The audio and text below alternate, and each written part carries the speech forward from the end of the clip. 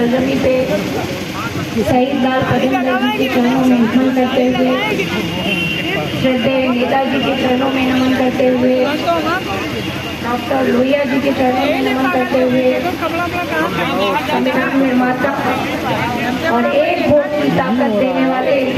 बाबा साहब डॉक्टर भीमराव अम्बेडकर जी के चरणों में नमन करते हुए अपनी बात को शुरू करूंगी। साथियों, आज हम इलाहाबाद विश्वविद्यालय के प्रांगण में हैं। इसी प्रांगण से निकल करके आपकी इस बहन को हम सब नौजवानों के नेता, किसानों के नेता, महिलाओं के नेता, गरीब के नेता, समाज की अंतिम पंक्ति के अंतिम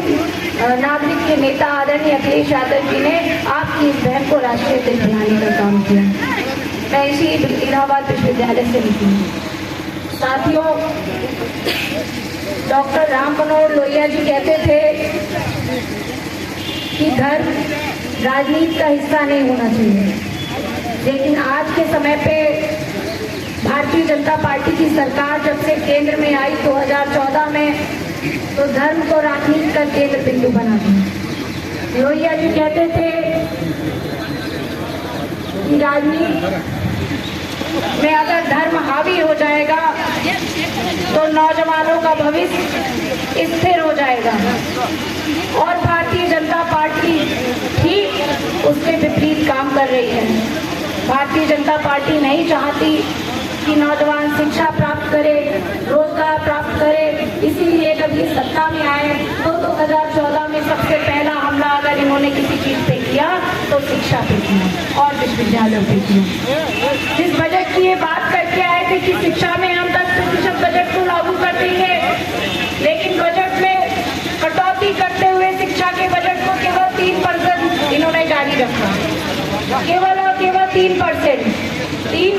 तो कुछ नहीं होता है, और उस 3% के बजट से भी कटौती करके इन्होंने अपनी एडवर्टाइजमेंट पे खर्च कर दिया। आज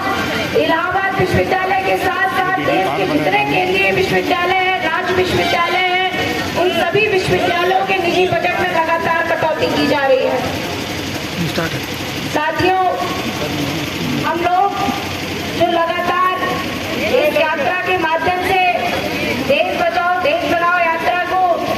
जो नेतृत्व कर रहे हैं अभिषेक यादव जी, उनको सलाम करते हैं कि लगातार 1900 किलोमीटर तक चल करके इस यात्रा का प्रतिनिधित्व उन्होंने किया है, और लगातार अभिषेक जी के साथ प्रयागराज में संदीप जी चल रहे हैं, इफ्तार हुसैन सर चल रहे हैं, रविंद्र सर चल रहे हैं, अनूप सर चल रहे हैं, और इस इलाहाबाद विश्वविद्यालय में